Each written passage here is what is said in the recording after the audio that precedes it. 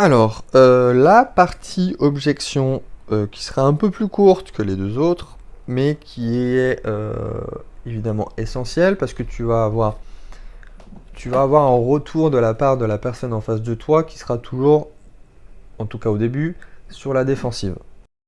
Alors ça peut être justifié ou non, il peut vraiment se poser des questions et dans ce cas-là, il n'y a pas de souci, tu réponds. Ou ça peut être tout simplement que la personne te teste. Il y aura beaucoup de relationnel et de communication pour voir effectivement si tu as de la bonne répartie, pour voir tout simplement qui tu es, comment tu te comportes, si tu es un bon entrepreneur. On y va tout de suite. Alors, le premier point, d'ailleurs, c'est souvent la première question qui revient avant les autres, les prochaines dont je vais aborder. Donc, c'est je ne crois pas que ça soit utile pour moi. Donc, la personne va te dire qu'elle ne pense pas que tes services soient pour elle, que ça soit fait pour son business et que tout simplement elle n'y croit pas. Alors moi je réponds systématiquement par une autre question pour me mettre en position de force. Alors déjà, répondre à une question par une question, c'est une technique. C'est une technique utilisée pour essayer de toujours avoir raison, mais là, on va vraiment essayer de l'amener vers là où je vais vouloir l'amener. Tu vas vite comprendre. Je réponds, du coup, avez-vous déjà appliqué des stratégies avant? Des stratégies web marketing, hein, j'entends bien. Avez-vous déjà appliqué des stratégies web marketing avant? Et là, en fait, c'est tout bête. Dans les deux cas, tu vas être gagnant. S'il te dit non, bah là tu as déjà gagné. Ah, parce que dans ce cas, pourquoi il pose cette question? Je ne crois pas que ça soit utile pour moi s'il a jamais testé. Là, tu rebondis sur ce que je t'ai dit dans le module des prix. Tu lui dis tout simplement, bah voilà, il y a deux clauses dans mes services, c'est qu'il n'y a aucun engagement, vous annulez quand vous voulez, et que deux, c'est 100% garanti, donc vous pouvez être remboursé quand vous voulez. Donc tu prends le risque sur toi en fait. Et que s'il te dit non, bah voilà, tu lui ressors ça et le tour est joué. S'il te dit oui, tu vas essayer de creuser, enfin pas tant que ça. Tu vas simplement lui dire par une phrase très simple, puisque dans ce cas c'est qu'il n'a pas été convaincu, s'il a déjà testé et qu'il dit qu'ensuite c'est pas utile pour lui. Si tu dis, bah oui, vous par exemple vous êtes restaurateur, bon il y a des bons et des mauvais restaurateurs. C'est pas pour autant qu'ils sont tous mauvais. S'il y en a un qui est mauvais, ça veut pas dire qu'ils sont tous mauvais. C'est pareil pour les web marketeurs. Il y en a des bons et des mauvais. Si vous êtes tombé sur un mauvais, ça veut pas dire qu'ils sont tous mauvais. Ça veut pas dire que ces techniques et les vraies stratégies à mettre en place ne sont pas faites pour vous.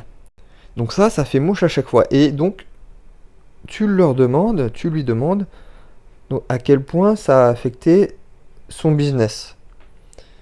Et donc là, c'est lui qui devra se justifier. Et tu vas reprendre le dessus en fait. Donc par cette simple question où tu lui as demandé s'il avait mis des stratégies avant, tu auras les deux cas de figure et s'il te dit oui, il va devoir se justifier en fait. Donc voilà, au début tu n'auras peut-être pas l'automatisme de ressortir tout de suite cette phrase pour ressortir soit l'un soit l'autre. Mais il faut que tu gardes à l'esprit et de retrouver le plus rapidement possible pour que ça soit naturel évidemment, de ressortir cette fameuse question pour l'amener à se justifier lui-même, pour ressortir tes avantages à toi sur tes services. Donc ensuite, la question qui vient en deuxième en général, c'est j'ai pas le temps. Il va te le dire texto, il va te regarder peut-être même dans les yeux, il va te dire j'ai pas le temps. Et en fait, c'est un peu con comme objection, enfin venant de sa part. Il peut, sur le moment, peut-être que s'il n'a pas très bien compris et que il n'a pas cerné vraiment ce que tu allais lui apporter, il va se dire qu'effectivement, il n'a pas le temps de faire ça. Mais en fait, tu vas lui répondre super. Vous avez pas le temps, bah super, justement, c'est encore mieux. C'est encore mieux, je suis ravi de vous avoir rencontré. Et en fait, tu vas lui expliquer que ton travail à toi, ça va être d'enlever ce fardeau des épaules de cette personne. Tu lui dis, voilà, donc l'idée que je fasse tout et que surtout d'automatiser. Et que tout simplement, bah, cette question n'a pas lieu d'être. Et la troisième question, objection plutôt, qui revient, qui revient peut-être une fois sur deux, peut-être un peu moins que les autres, bizarrement, mais qui revient quand même souvent, je pense que tu as trouvé, c'est bah, j'ai pas d'argent. J'ai pas d'argent. Alors des fois c'est vrai, hein, je l'ai dit tout à l'heure, des fois c'est vrai, ils peuvent vraiment pas se permettre, en tout cas ils sont ric-rac. Alors, c'est bête parce qu'ils devraient faire appel justement à quelqu'un comme toi pour leur ramener des clients. Mais ils peuvent pas se le permettre à un moment donné. Ils vont peut-être revenir vers toi après, comme je te l'ai dit, après plusieurs mois. Mais donc, voilà, des fois c'est vrai, tu peux pas faire le forcing. C'est pour ça que j'ai abordé dans la partie 2 le fait de repérer quand même les entreprises qui peuvent se permettre tes services. Donc, mais si toi tu penses qu'ils peuvent se le permettre, si tu penses qu'ils ont vraiment les sous pour faire appel à toi, tu vas encore lui poser une question. Hein, on est toujours sur la même stratégie de lui poser des questions pour l'amener à se justifier et pour l'amener vers où tu veux l'amener. Tu vas vite comprendre encore une fois.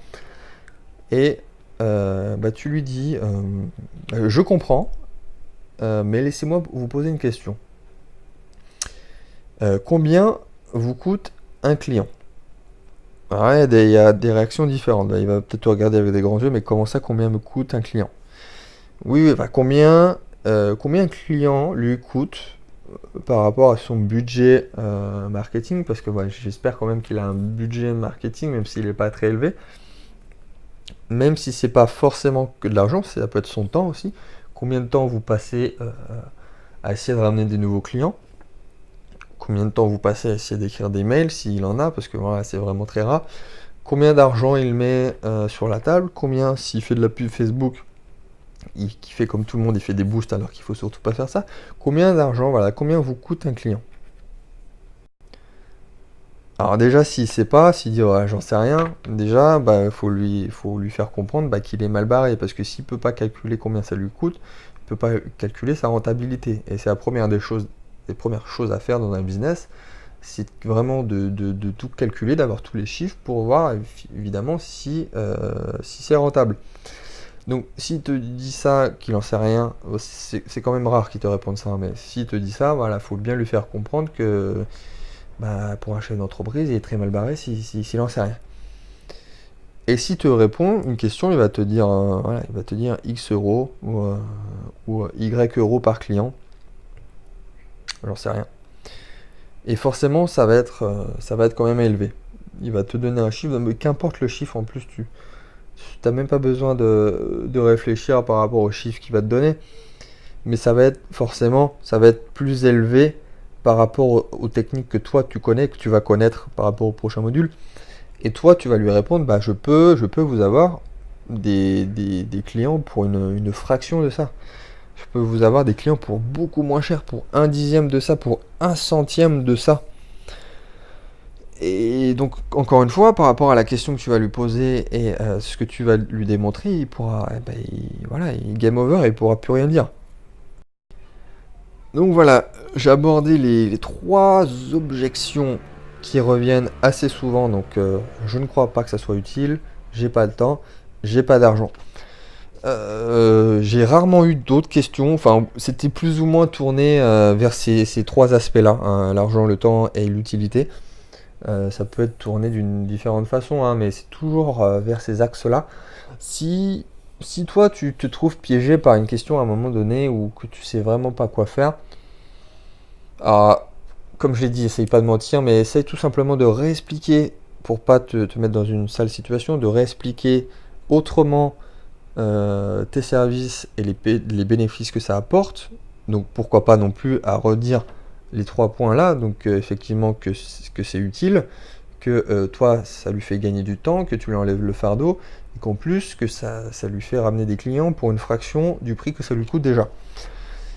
Et à la limite, si vraiment tu as été piégé, tu peux mettre la question, tu peux m'envoyer un email ou me contacter ou le mettre sur le groupe privé, ça sera encore plus utile, on pourra t'aider très rapidement et moi j'essaierai de faire un module questions-réponses à la fin avec toutes les questions. S'il y a des points que j'ai pas abordés ou si ça n'a pas été très clair, je vais rajouter du contenu au fur et à mesure et là je vais répondre à tes questions. Donc voilà, on arrive à la fin de ce module. Donc voilà, un module encore une fois très important. Donc tu as appris à communiquer et à vraiment expliquer ton business aux autres personnes. Tu as appris les différentes techniques de marketing pour trouver les clients, le principe du mini audit très important et toutes les objections à laquelle tu peux faire face. Donc encore une fois, trouver des clients, ça doit être ton obsession, je l'ai dit tout à l'heure, mais ça doit être ton objectif principal. Tant que tu n'as pas atteint ton objectif, qu'importe soit-il, et c'est tellement important que, à la limite, là, tu devrais même arrêter la formation là, pas faire les autres modules, et tout faire, et mettre toute ton énergie dès maintenant pour trouver des clients. Parce que tu peux faire les autres modules. Là, on va rentrer dans la technique, ce que tu dois faire, leur proposer tout le contenu. Mais si t'as pas trouvé de clients, ça sert à rien. Donc voilà, dans l'idée, commence tout de suite à faire ta prospection. C'est très important. Voilà, j'espère que tu as compris ça. Allez, à très vite.